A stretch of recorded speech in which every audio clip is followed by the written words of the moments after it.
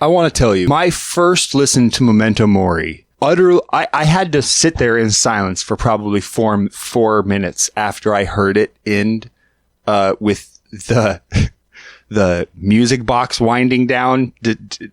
Like that ending, every like rock opera fan, every part of me heard that ending and went, oh, he tagged it. Like he didn't just let the vocals in the song. He gave it this extra like dramatic push at the end.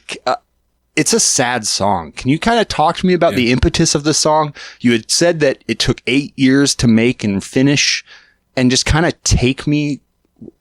I mean, it's a masterpiece, man. And I put all of my life experience and turmoil into every decision of the song. Every decision mattered. Every note. So it's rare to do that. Yeah. In the middle of it, it gets so tight, and I love that swell of the energy as the beginning. Everything is ascending, and your melody line is so great. I love the textures you build. I love that you don't really give us a true tonal center for like a minute and a half, 2 minutes into the song. There's no establishing really tonal center of it.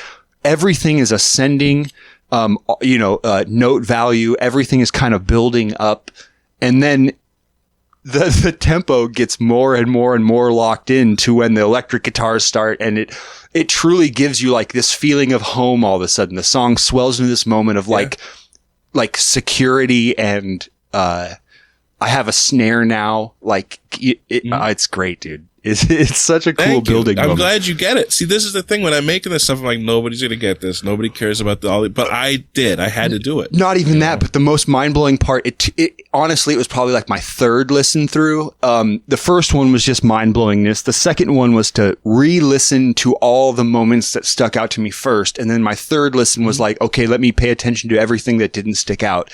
And then when I did that, I caught the descending chord progression in the end of the guitar solo, and everything was kind of working its way back down. And I'm like, oh my God, this is the descension of the stairs we climbed at the beginning of the song. Yeah.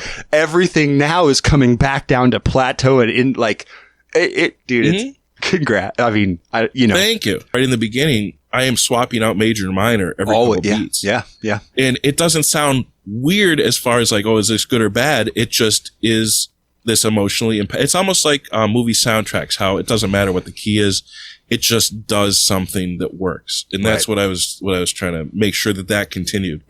and you established a melody line in the first 15 seconds, not a full complete resolving melody line, but 4 or 5 notes in your voice in the first in like the first, I guess I would say, reprise of the tonal idea you give, when you switch keys, not only just between major and minor, but when you totally switch keys and no drums or anything, it's all still piano given.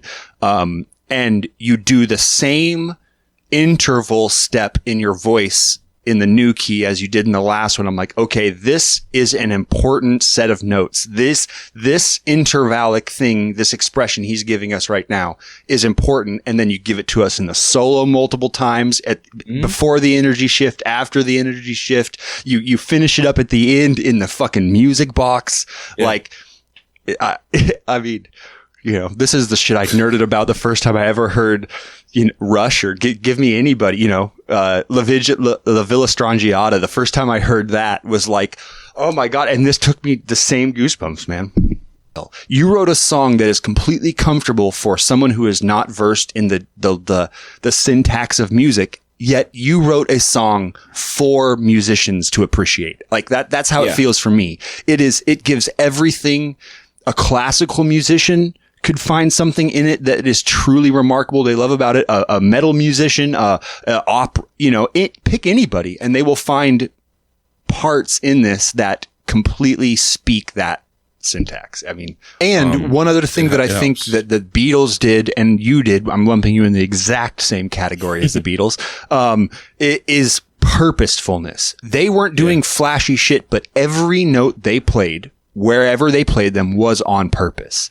I don't think they were truly composing probably in the same manner that you did when you sat down, because there is some truly beautiful, like actual composition, tension and release, counterpoint happening in this song that I don't think that I think is purposeful for you, that I don't think was for pick any other band. So one question, my ears picked up in the solo section. I love it because it wasn't one compressed wall of fucking sound. Your voice is like actually the one true element that is like consistent throughout the entire song is your singing, which is a great thing to do, is open with vocals and have that the thing that you hear at the beginning and the end. I like that. And I have to commend you. You have one of the least obtrusive vocal fries to your tone that I've ever heard. A lot of people can maintain their timbre and vocal fry, but maintaining their tone and vocal fry. I've honestly probably listened to your song like 30 times. I truly love it. This is awesome. It does. Here's the thing. My brain is constantly craving new. I want something new. It's the same thing that I did when I heard Dance of Eternity for the first time, or when I heard Sweet Sister Mary by Queensryche for the first time, or any of those songs. I was like, I just need to keep it and feed it and feed it and feed it and absorb it. And like, I get you, yeah. You know, and your song hooked me. I didn't even have the choice to believe it, whether I have the choice to believe that I like chocolate or not. I don't have a choice. I either do or I don't. Your song did the same thing, man. I couldn't help but only want to hear it for days on end. Well,